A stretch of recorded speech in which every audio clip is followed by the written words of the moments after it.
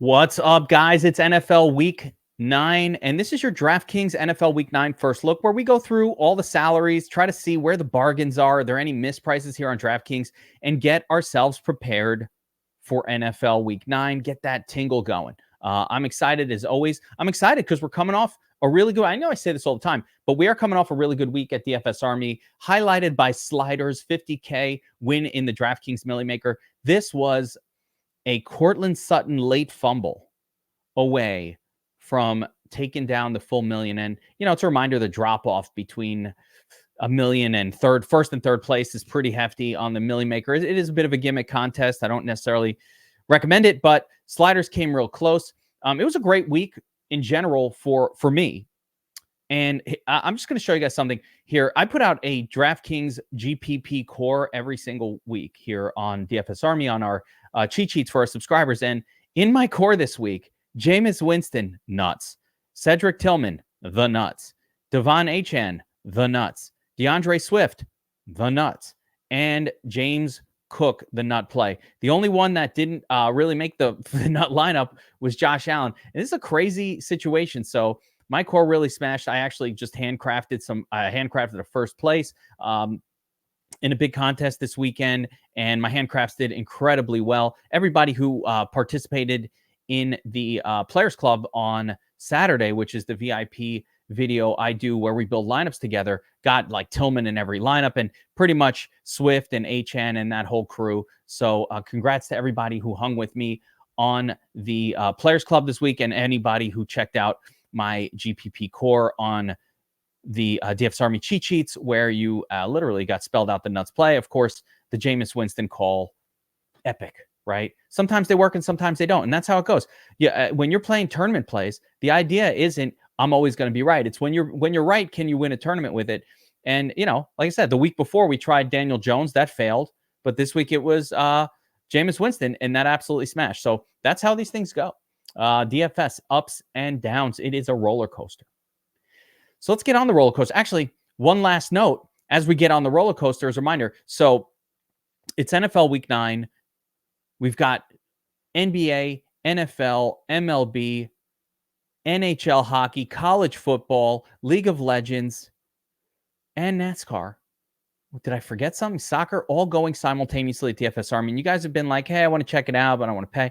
So we came up with a new promotion for this week to get signed up. So what we did this week is we're going to give a week, effectively like a 1 week trial of DFS Army VIP. So you're going to get a week of DFS Army VIP for half off. It's $12.50 for a week of everything DFS Army has to offer. So if you want to check that out, promo code VIP50 will knock 50% off of your weekly NFL VIP subscription. It'll be $12.75 or something like $12.50 or something like that.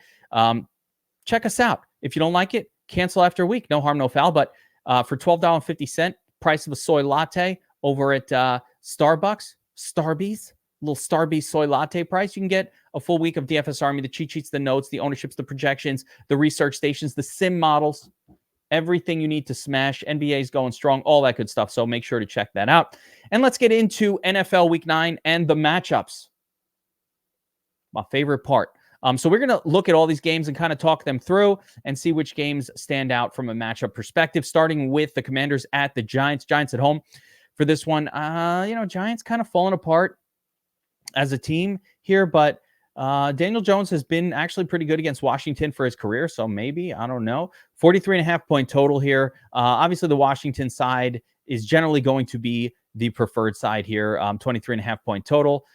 Jaden Daniels still doing his thing. So that one doesn't super stand out for me, but there could be some spots of interest, especially maybe Tyrone Tracy on the Giants, who seems to have taken over the full starting role for the Giants, but we'll see. He's got a Q tag after last week's game, so can't be sure.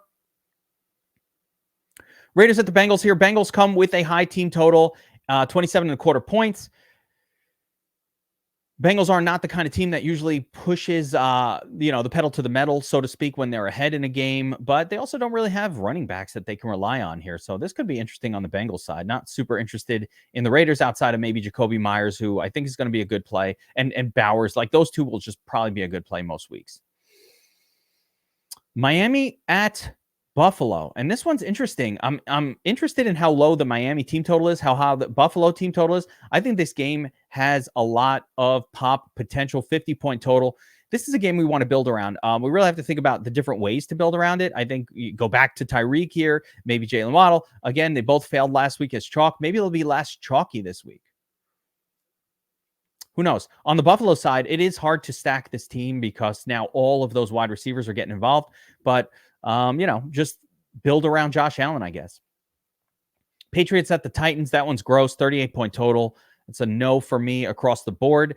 The only thing about the Titans to be noteworthy is because after they traded Hopkins with Mason Rudolph as quarterback, if he continues, he just peppered Calvin Ridley with targets last week. So I think that's something to keep in mind. Chargers at the Browns. Low total, 42, but, can we get some Jameis Winston magic for another week? A little Charles Tillman magic. Core play, Charles Tillman. Where'd you get him as core? DFS Army. Did you get him anywhere else? No. Just DFS Army. Guy put up 32 points for $3K last week. Smash, right? So anyway, Winston to Tillman, go right back to it. Njoku, sure.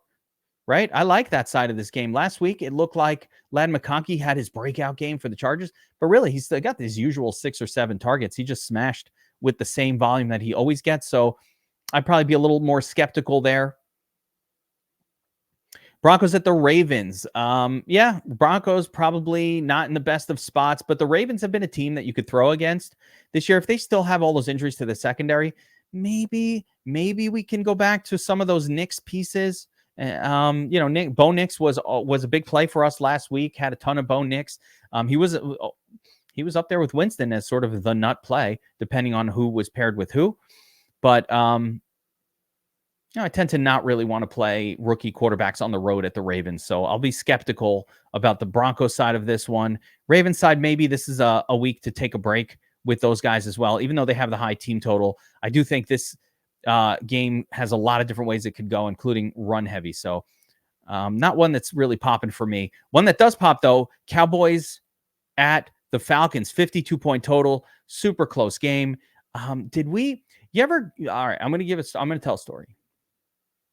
You know how you go to a party when you're in college, right? And you're drinking beers. You're out at the bar. You're drinking beers now.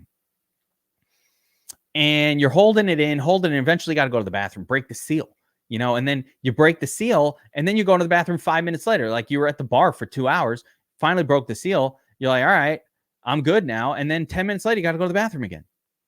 It's called breaking the seal. Well, you know who broke the seal last week? CeeDee Lamb. Finally put up a monster game. He broke the seal. Does that mean that the monster games will keep coming for CeeDee Lamb? I think, yeah. I want to believe it. I want to believe that the seal was broken for CeeDee Lamb. And the Dallas offense, maybe. So this game looks like it can smash. We just have to keep both sides of it in mind here. There's so many pieces on either side that would be of interest between Lamb and Tolbert. And actually, maybe the most interesting piece on Dallas, but maybe not, would have been the running back, Rico Dowdle, but I don't know. They have a lot of running backs there, so I don't trust it. Falcons side, 27.25-point team total is really good. So, we'll keep that one in mind. On their weapons, last week, kind of a down day for London. Bijan's been doing his thing, though, so we know who the weapons are. Pitts, we know who the weapons are on the Falcons. Saints at the Panthers here. I don't really get this high team total for the Saints with Derek Carr coming back. I'm not really sure. We'll have to look at that one. Panthers, I don't expect Bryce Young to continue to kind of perform miracles, but we do have to give him credit last week for at least being mildly competent. Pick'em game, Bears at the Cardinals. 44.5-point total is not bad. I don't know if this game really stands out to me too much. Maybe on the Bears side, go right back to Caleb and friends. Here, they're coming off of a kind of rough offensive game and a horrific loss at the end. So maybe they can pick it up here in this one. Doesn't really pop by the numbers, but it's not bad. Jaguars at the Eagles. Here, Eagles 26.5-point team total. Saquon Barkley's there. A.J. Brown. Jalen Hurts smashed last week. 3 touchdowns. 3 tush pushes for Jalen Hurts last week. He was an amazing play. Rams at the Seahawks. Rams, full weapons at their disposal. Puka and Cup playing here. Seahawks kind of doing their thing as well. We'll see if DK Metcalf comes back, but this total is interesting and it's high. Similarly, we have the Lions at the Packers, 48.5-point total. Not bad. Packers, I'm surprised they're this big of an underdog here. We have to see if Jordan Love will play. I mean, he got banged up a little bit last week, so got to look into the Packers side of this game. Isn't it funny, if you guys watched the game plan last week, I was talking about how the line for the Commanders, as they were underdogs, I was like, man, this is a Jaden Daniels not going to start line. And as soon as they said Jaden Daniels was going to start, that line moved 3 points. So, yeah, you could sometimes tell with these games what the market is thinking. I'm not sure if I can tell that here with Jordan Love. We'll have to jump in and look at that. All right, let's get into DraftKings position by position, and we're going to see who stands out. We're going to talk about which players, where the values are, and all that good stuff. So at the very top, Lamar against Denver. I don't think so. I don't think I'm paying $8K for Lamar in a non-competitive matchup.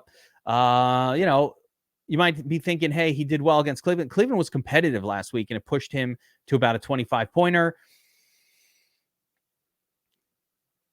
I don't think the same is going to happen here with Denver. So I'm going to lean away from Lamar here. Jalen Hurts playable at home against Jacksonville, of course. Also, it's easy to play the most expensive quarterback, but it did take 3 rushing touchdowns to get the 35 last week for Jalen Hurts. Naked Hurts, by the way. Again, something we talked about on Tournament Tactics. Naked quarterback won the Millie Maker again this week, which is crazy. Josh Allen, against Buffalo, I don't care that the opponent rank is for none of that. Josh Allen's a great spot. Miami, Buffalo, this is a game we want to target this week. These games can get nasty. Of course, they could go a lot of different ways, division rivalries and whatnot, but I could definitely see this game popping to the upside. I don't mind Josh Allen there at 7,700. Jaden Daniels, always a good play. Yeah, here's that Q tag on Jordan Love. Let's see what we got. Day to day after an MRI revealed a groin strain. Okay. I think the line shows like a version of the Packers where Love doesn't play, but I don't know. I would think this game it definitely does. The Packers at home should at least be almost even odds with Detroit, I would say. So the odds are telling us Love might not play, which is, I don't love that at all. No, I don't like that at all. Burrow at home against the Raiders, just all right for me. Just all right. I mean, Burrow, he's had 2 good games, and the rest have been a disaster. So I don't know that this game sets up as the kind of game where Burrow goes off. Kyler Murray never really hits too much ceiling. 25 is about the max that you're ever going to see out of him. We haven't hit a 30-pointer from Murray in a while. He has to run for touchdowns in order to get there. He did that. It looks like he had that one long run for a touchdown against the Chargers, or that would have been a disastrous day. So I don't think I'm paying up for Murray. I don't think he can burn us, or he's unlikely to burn us to where we don't win a tournament because of him. Goff just okay, loses too much to his running backs. Kirk Cousins might be playable in this spot. Dallas, this whole game really stands out. I don't know if I have the confidence at this point to play Dak anymore. He had the one smash, right, this season, but it's been pretty rough. So I'm not sure if I have the confidence to play him. But, I mean, it is a good spot for Dak. It's a pretty good spot for Kirk Cousins as well here. I think these guys will be tournament plays for sure this week. I'm trying to pay down if I can at quarterback most weeks on this video. So if you guys notice, I try to pay down at quarterback on these videos, right? It's too easy to just say, hey, let's play. I'm not saying they're bad, but it's very easy to play Josh Allen this week. Of course, I like Josh Allen or Jalen Hurts. I always like Jalen Hurts. So these guys, we already know they're going to do pretty well. What I'm trying to do more often than not is get more leverage at the quarterback position by taking someone where I can save some salary, but also put up a monster score, like what Knicks and Jameis Winston did last week, right? Because when you have those guys and they're putting up a 26 or a 29, that's worth a lot more than a Jalen Hurts 26 or 29, because you're saving 2K and you're still getting a score that's similar. And you're applying that 2K to other positions that are harder to find value at. So that is why I do like to find these these cheaper quarterback plays that have a chance to pop off, at least for the first look videos. Interesting, Malik Willis going to be starting for Jordan Love. I'm not saying Malik Willis is good or any of that. I mean, But you have to admit that he did not do bad. He ran a lot in his few games that he started for the Packers, and I don't hate it. I don't hate playing Malik. I know it seems crazy. It's super dangerous. It's a tournament play, but I don't mind it. But I think the guy to go back to this week is Jameis Winston. He was out there styling last week, looking Jameis Winstonian. 5,200. The salary hasn't come up that much, 5,400. And again, we saw this pattern with the Browns last year when they brought in Joe Flacco. They just slung it out there. He was throwing 50 times a game. He had 40 attempts last week against, Baltimore's was a beaten up team. They get the win. I don't know. I'm going with Winston here. It's not a week too late. He was my core play last week. So it's not like I wasn't I don't want to get on board late. I was already on the train. I'm staying on the Winston bandwagon. We're riding the wagon. It's a pretty comfortable stack as well with some low-cost stack partners, so why not YOLO? Any other cheaper quarterbacks to even discuss here? I'm not interested in the rattlesnake. I cannot get on board with Rudolph, although he did have a good game last week. Got to give the guy credit as well. Had a good one, but I'm not jumping on board that bandwagon just yet. I don't even know if they're going to keep starting him. They'll go back to Levis. They don't care. They don't care about wins. Yeah, no, that's just about it. Drake May, I think he's concussed here. Let's see if Derek Carr's coming back. He expects Carr to return to the starting lineup for Sunday's divisional contest against the Panthers. There you go. So they are getting Derek Carr back in the Saints, which will make what that really does is it makes Alvin Kamara very interesting. But we'll oh man, he is expensive. Look at this. All right, so let's get into the running back group for NFL Week 9. Starting with Derrick Henry up top. Sure, why not? 8,300. Whenever Baltimore's a heavy favorite, Derrick Henry does well. Derrick Henry did not do that great last week because the team lost. Henry would do well in Ravens wins. So when the Ravens lose or they're losing, those are going to be tough spots for Derrick. There's no doubt about it. Saquon Barkley coming off a down game. Not that he did anything different. He just didn't get the touchdowns because Hurts got 3 of them at the goal line. Now just give 1 to Barkley and, 15 goes to 21. Not bad. Give the second one to him and he's at 29. So he did fine. What we aren't seeing from Barkley this season is passing yards. We want to believe it, but it hasn't really been there, especially of late. So I think that is a bit of a concern for his floor, but Barkley's been smashing. Nothing wrong with that. Kyren Williams smashing every week. This guy has been wildly consistent. Look at the scores. I mean, these are crazy. 20, 19, 19, 20, 31, 15, 14. Kyren is such a high floor player, coming off the no targets in week 7, gets a bunch of targets in week 8. They got this guy. This guy just does it all. I love Barkley. I love Kyren Williams. I mean, I would plug him in right here. I like this game. I like this matchup, super close. But, he's one of many very, very viable, sort of expensive running backs. They're all expensive. So we'll go through them here. Alvin Kamara, 7,800. Also really good. The return of Carr should be good for him. 11 targets last week. Some carries. Didn't get the touchdowns. Didn't need it. 18 points. So Kamara back to sort of having the big upside. Jahmyr Gibbs also just smashed off of just not doing that much. Just his explosiveness as a player got him there, but I'm always concerned about the volume with Jahmyr Gibbs whenever Montgomery is there. He does produce these monster games, so we got to give it to him, but a lot of these games aren't really necessarily even, making value against the salary. Like now that he's over 7K, we'll just give him the 7 at 7,600. You need a 30. So even last week's score at 7,423, that was just all right, but that's not like necessarily winning you tournaments. He's not putting up the kind of score. I don't think he's worth playing in big GPPs. Or let me put it like this. He's got a nice floor, but I'm not even sure. I think it's super unlikely. I don't think he gets 4x this salary. So 30 plus 1 out of 4 times. I think it's going to take him like 5 or 6 times to hit the 30 plus. We'll see. But I'm trying to get these guys that can get there more frequently. Bijan, kind of the same. There's just not enough volume here for Bijan. He's doing really well the last few weeks, but barely kind of getting there in terms of his scoring. I like him. I think he's a good play. I think he's a good play this week.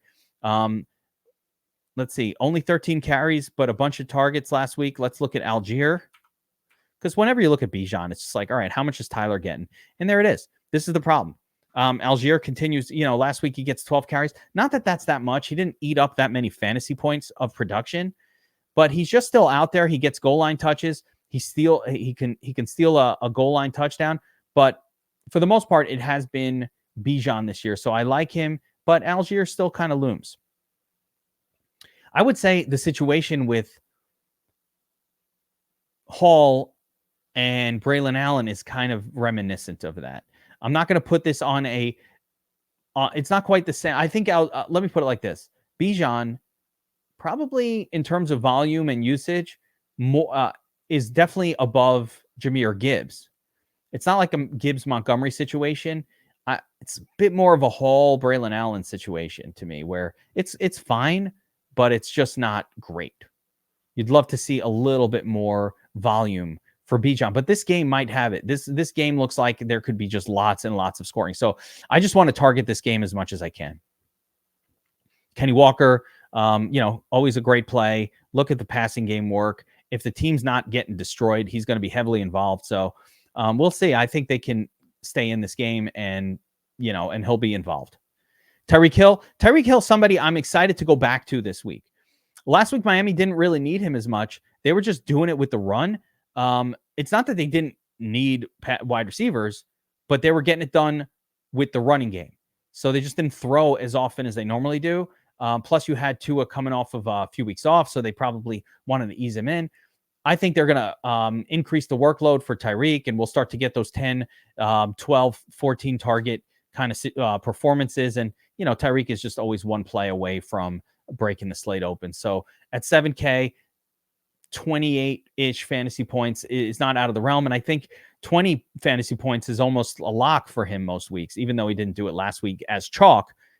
Stud chalk off a dud is a good thing. I don't know why I got to running back there. What did I do?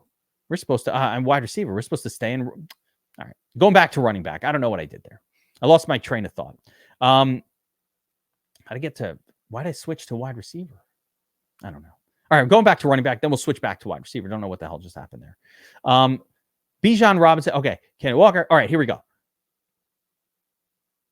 James Cook, monster week. Burns called it last week, by the way. Props to Burns for calling out James Cook. But then he convinced me. So this is what happens. Burns convinces me on Tournament Tactics Show that James Cook is a good play.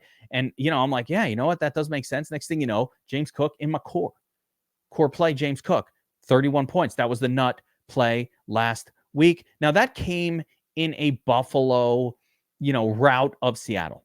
But I think we have another great game with a lot of potential scores. Miami at Buffalo. I think this one can really pop. So I don't mind going back to James Cook here. More of a single entry than I'd still put him in my tournament core rather than a cash play. I think I've got a different guy picked out for cash games. J.K. Dobbins still getting a lot of volume, doing the things that you want him to do. So I don't mind that. I don't like this matchup all that well, but it's fine. Josh Jacobs coming off of a big game, but this is not the best of situations for him. But he did smash last week. Tony Pollard getting all the work. Maybe this is the Tony Pollard game. All right, here's what we're going to do. If Mason plays for the Titans again, I think I'm going to be interested in Pollard. I want Pollard when his team is set up to win. You could see even last week, even with all this volume, even in a horrible loss, they just gave him a ton of volume. He still put up 15 points. Imagine he got 6 more rushing yards. At that point, he's at 18. And give him a touchdown somewhere, and he's at 25. So he definitely has that upside. And against a Patriots team that's not that good, I think this is where Pollard will score a touchdown and potentially make value for us at 6,800. I really, really do. So I like Pollard this week, but much more so if Mason starts, because I think Will Levis is terrible. Achane is somebody I just think we got to play every week at this point. I don't love him as much as an underdog, but the targets are crazy. His usage as a weapon is insane. you got to play Achane pretty much every week. I was all in on him or pretty close to it last week. And, we go right back to it here. Let's continue on looking at the running back position. There's a couple others, that continue to show that I'd be interested in. So I want to get to those. Swift, 6,400 at Arizona, very playable. I played him a ton last week. Did not get any targets. Still got you 21 points. Got the 100-yard bonus. He's getting all the running back volume at this point for the Bears. So we can go right back to D-Swizz in that matchup. I think Robinson Jr. is very playable here against the Giants. I don't love the price. I wish he was sub 6K, but, Washington's going to be favored heavily here, and why not run it against the Giants? So he seems to be the prime guy, so I like that spot. Scrolling down, I'm going to look for Tyrone Tracy. I think we might get a bargain there. So I'm going to keep an eye out for that. Rico Dowdle, 6K. I don't know. I guess it's fine, right? This Q tag, forget about it. He's healthy. He's fine. I just don't know if after last week they're going to play a little more Zeke after, I don't know, really, or these other guys or whatever. But yeah, Dowdle should be fine here. And against Atlanta in this high-scoring game, I think this might be a nice little tournament play that's under the radar. Other names, Chubb, Tyrone Tracy. I think the kid is good. He catches passes. He ran for 145 yards against the Steelers last night. So Tyrone Tracy at 5,500. You bet to call Tyrone. Call him. Gonna call him. I like the price, 5,500. So he will be in the mix this week. I'm gonna leave him in the flex, even though we might pull him out of there after. Okay, that's about it for the running back position. I don't see where there's any other value that anybody else that is going to be of interest unless news comes out that changes the look of the slate. But for now, that's going to do it for the running back position. Let's jump over to defense real quick. I don't have a lot of defenses that are popping at all this week. So I think my first thought is to try to find a cheap one that makes any kind of sense and then go from there. And I think the cheapest viable defense, and this is a gross one, I really don't like it. I was going to go with Carolina, but with the Saints bringing back Derek Carr, I kind of think maybe the Giants could be used. Not because I think they're good, but they've been getting a bunch of sacks, and at least that gives them something in the payest of pay down options at 2,300. With that being said, I truly do not like that play. So let's scroll our way up and see if there's a defense here that seems even viable. And yeah, I think maybe Arizona at home against the rookie, Caleb. He can have his down moments and make some mistakes. And so I don't mind that at 2,600. Don't love it, but don't mind it, but don't love it. Right. So let's see. Scrolling up some more. New England at Tennessee. No. Maybe Eagles at home against Jacksonville. Jacksonville just being not that good. I think the Titans here at 3,200 against maybe Jacoby Brissett could be of interest. Chargers at Cleveland against Jameis Winston, our guy here, but who cares? You know what I mean? Definitely Washington at the Giants would be of interest. Baltimore at home, somebody I could see doing that. So it's funny.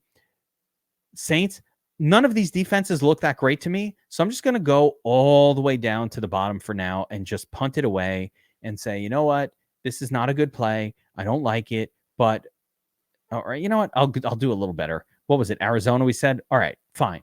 Slightly better play Arizona at home against Chicago, but really defense is just going to be a punt. I don't see one that stands out at this moment. And so usually when that happens, I just want to buy a cheap one and be done with it. Another position group that's very sketchy this week, though, is tight end. I've been through this already. I actually first looked at I cheated. I looked it over. And there's just not that much going on at tight end to get excited about. Outside of these expensive options, there are just ugly plays, I would say, as we go down the list. So we'll get into that. Let's start at the top. I think Bowers is playable every week. He did have a dud last week. Sliders, man, Bowers, one more catch. Sliders was a Bowers reception away from $1 million. The 1 week that freaking Bowers shits himself, what a disaster, right? Feel bad for you, my man. That's brutal. Although $50,000 ain't a bad way to. It's not the worst compensation, right? Bowers though tough week last week, but he's playable here. McBride finally had a good game last week. Where were those games? It was 24. So I'll take that all the time. And he's been getting this done. I don't mind playing McBride here against Chicago. That's fine. I like Njoku. Njoku fits with the Winston combination here if we want to do that. So we're running out of salary, so I don't like that component of it. But Njoku certainly fits here if we want him to. Evan Ingram, usually pretty good as well. Had a nice week. Yeah, 13. Not great, but nice week last week. Kyle Pitts at 4,900. Kincaid also. I mean, I don't feel like Kincaid is necessarily worth. It's tough to pay $5K for Kincaid. He's really not doing enough to justify that. Laporta finally had a good game, and even that wasn't that great last week. Can't trust Laporta. Can't trust him. Can't trust him. Tucker Kraft, he's been doing fine as well. Good team. It's a good team here against tight ends. They have, whatever reason, Detroit has been limiting opposing tight ends, but Tucker Kraft is playable as well. Nothing special. These don't stand out. These spots like Cole Kmet, it's fine. Ertz is fine. Notice that there's nothing that really is popping like crazy here. Mark Andrews been getting touchdowns the last few weeks, but again, the volume is what it is. 4 to 5 targets. He does pop with those 4 to 5. He tends to get a touchdown in there. So again, no one really popping like crazy, but all kind of playable spots. If we start to get to the cheap zone for tight end, I really don't like much. Gesicki, man, it's kind of gross, right? 8 targets. Ooh, he's doing something. But then you see it goes back to nothing. I can't trust him. Disley, no. Chalk Disley, maybe.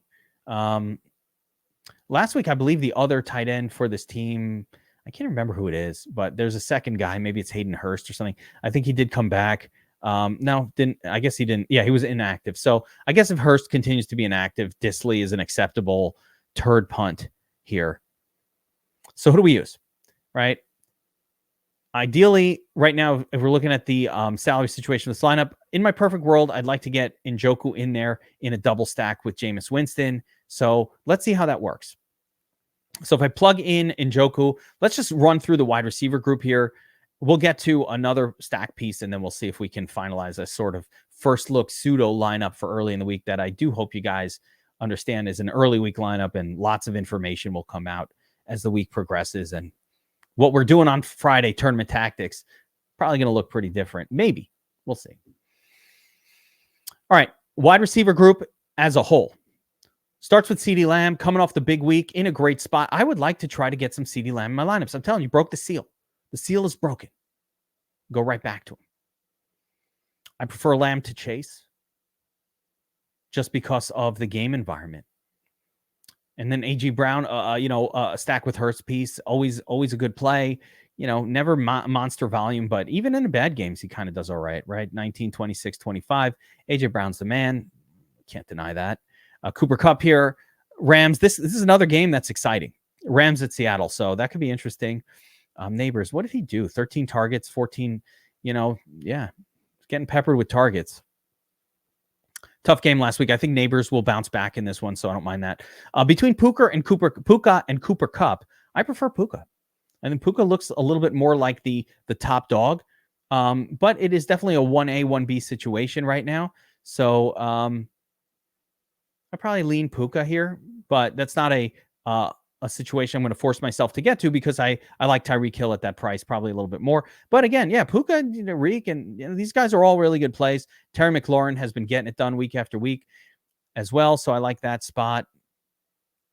I'm not necessarily going to chase Marvin Harrison in that monster score from last week, but it was good to see Marvin Harrison finally kind of have, I'd call that a breakout game for him, right? So he finally had that big game, and it was good to see. I don't know why they're not throwing to Harrison. He's a really good player. Smith, just okay. London, just okay. Thomas Jr. looks like he will be out. Chest contusion. All right, so I guess we'll see. Day to day on Brian Thomas Jr. Looked great last week, though. DJ Moore coming off the dud. If we're going to build Caleb lineups, we can go right back to that. Jaden Reed hasn't gotten it done in a while either. His price is finally coming down to a more reasonable level. Look at how the mighty salary hath fallen. 7,200. We're back down to 6,400 now for Jaden Reed. FanDuel was even more egregious with his pricing. So we'll see if they drop him down as well. DK Metcalf, is he coming back? Let's see. Mike McDonald said it's looking optimistic. So maybe we'll get Metcalf back. I like Metcalf if he plays, that's for sure. Olave coming off a good week, but now you go back to Derek Carr and his boringness. So I think that the 1 week reprieve for Olave might be done. I'm not sure I want to chase that one. Khalil Shakir with a monster week as well. 10 targets, 9 receptions, 22 fantasy points, got the touchdown. Wow. K-Shaq finally getting it done. Other names of interest. Maybe Calvin Ridley here. Again, if Mason Rudolph plays again, I think we got to play Ridley. Look at all these targets. DeAndre Hopkins is gone. He's cheap. I mean, can I fit him? And I think Ridley's going to go in this lineup. There's a couple other names here in the mid ranges. Oh no, I can't afford 3,300. No, we won't be able to do it, but we'll make it work. But Ridley, I like a lot. And he's somebody that I think should be in lineups this week. New England stinks. Again, if they have Rudolph, it's just too early in the week to know. But it's just, if they have Rudolph, I think Ridley is good. Rudolph is capable of completing a pass. Noteworthy that McConkey was a smash this past week. The Domination Station Optimizer put him in every freaking lineup that I made, right? I had to stop them. He was huge. But, so super chalk and all of that last week. I think it's noteworthy with McConkey that he still only got his usual 6 or 7 targets, right? They just popped for a big score and 2 touchdowns. But his role did not necessarily change last week. I love to see it. I got a ton of McConkey exposure, best ball and everywhere. I need him to have good games. But we'll see. I have a ton of him in Dynasty. I got a lot of exposure to McConkey, but I like him. Keenan Allen is a good play at 55. A lot of goodness here in the 5K range. Cortland Sutton, I think, is playable. With Denver, this whole range is really good. Jacoby Myers, right? Let's not ignore Jacoby Myers. Very much in play here. With no one else to throw to on the team, it's going to be Myers and Brock Bowers as the only 2 targets. So I'm not ignoring him this week at all. Tolbert maybe in this high up. I'll build games. I'll definitely be building lineups around Dallas, Atlanta, and I will be playing some Tolbert in them, right? Jerry Jeudy, 8 targets last week.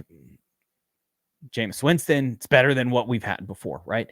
Let's see here. Keep on going.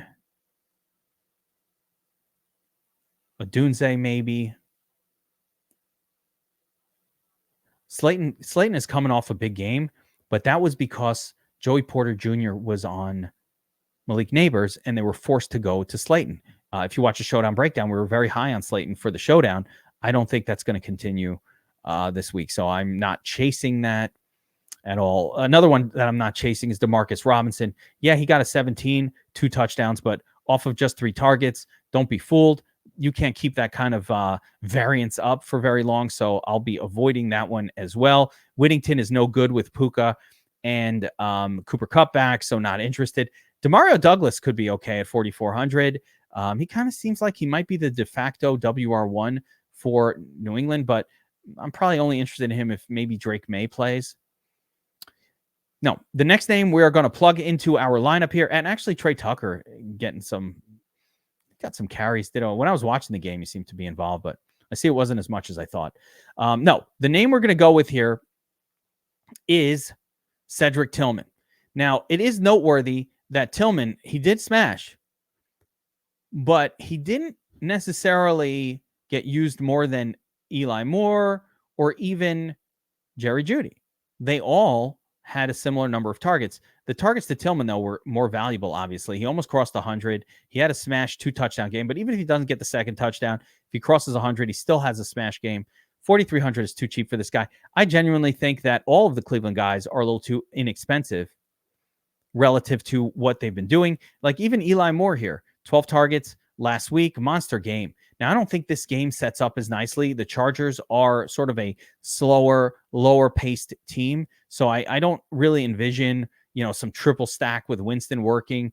This isn't even a game that I'm necessarily dying to build around. There's just value everywhere.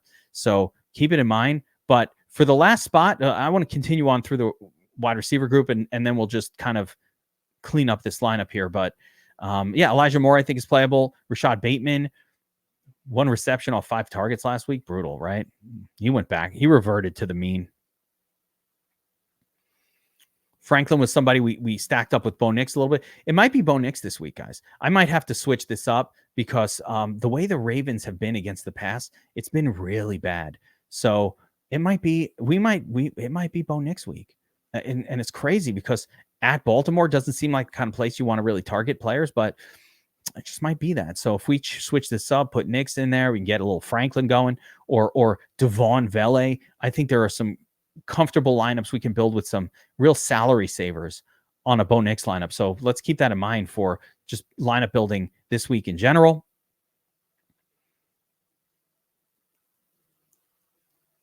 Trying to see if there are any wide receivers left here who kind of pop as a value play. Devon Vele here at 3,600 could be okay. He's had some games where he popped a little bit for targets. Let's see what Franklin Jr. did. Again, I want to just go back to that one. I just want to see only 1 target last week. So maybe it's not these turds. Maybe it's just Cortland Sutton. I don't know.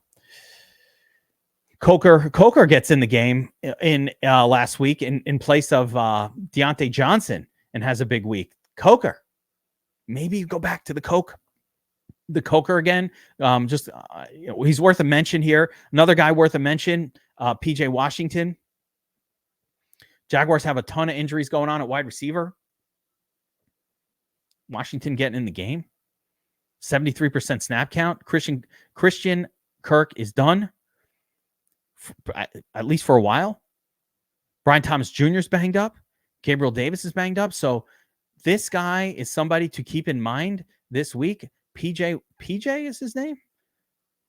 I don't even know what his first name is, but P. Washington. What's the whole name? I don't know. Do you? No idea. But anyway, Washington got the targets, lots of injuries on Jacksonville, and the Eagles defense, not that good. Not that good versus the pass. So that's somebody to keep in mind. Definitely going to keep him in mind here. So I wanted to make a quick little adjustment. We 4,700 for the last spot in the salary. If we kept it kind of how it is, we probably have to go double stack, something like that with Eli Moore.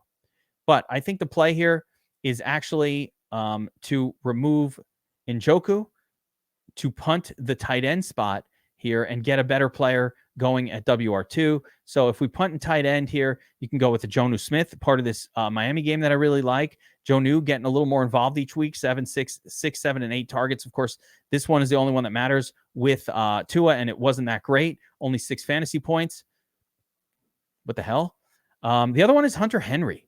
Hunter Henry has gotten it done with both quarterbacks in the game. At 3,900, I think this is the punt I want to go with. We've opened up salary so we can afford 6,300 in this final WR spot. The thing is, of course, we could drop Tracy here and do something different at running back. But having done that, we have a ton of options here for this last spot. Actually, I don't love any of them all that much. But I kind of want to go with Ridley. I like this idea of Ridley and Hunter Henry as a ping pong in this sort of game that no one's necessarily going to be on. So let's lock it down. We've got 600 salary remaining. We can adjust this defense up to a more reasonable one. Let's go with the Eagles here and finish out this lineup. Jameis Winston in a stack to Cedric Tillman, the star of last week's game. Keeping in mind, I don't mind the swap out to Bo Nix, and we can, we have some real value plays that we can do with Nix as well. At running back, we've got Kyron Williams and Devon Achane, both coming off of smash games. Both guys getting plenty of volume. Achane, tons of target volume in an up-tempo matchup, and Kyron Williams also close game, close matchup, smash spot.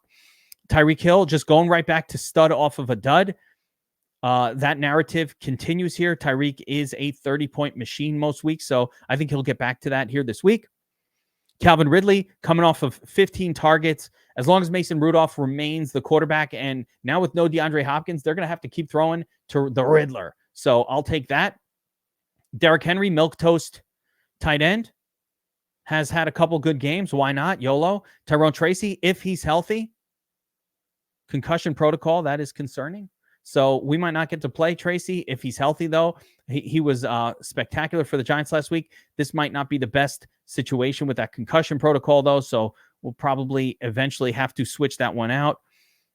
Let's just maybe we'll throw McConkey in here for the bring back. You know what? I'm pulling him. Concussion. Don't trust it.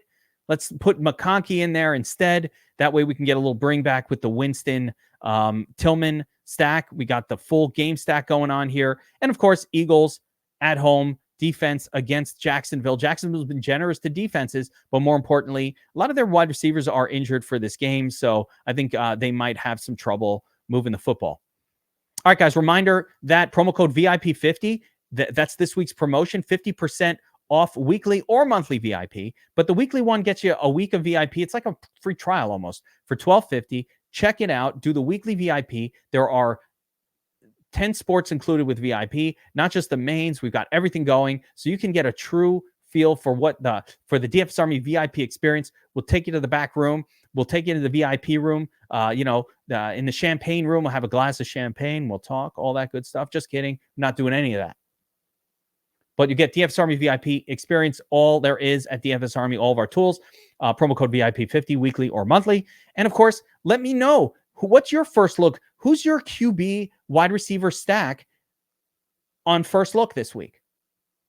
Which combination do you think is going to win us $1 million on the Millie Maker? Who's going to help us win our multipliers, our 10Xs, and all of that? Let me know. And of course, we'll see you back here on the DFS Army YouTube channel for the Showdown Breakdown on Wednesday, Tournament Tactics on Friday, all the shows. We appreciate you being here. Hit that like button, hit the subscribe button, and we will see you next time.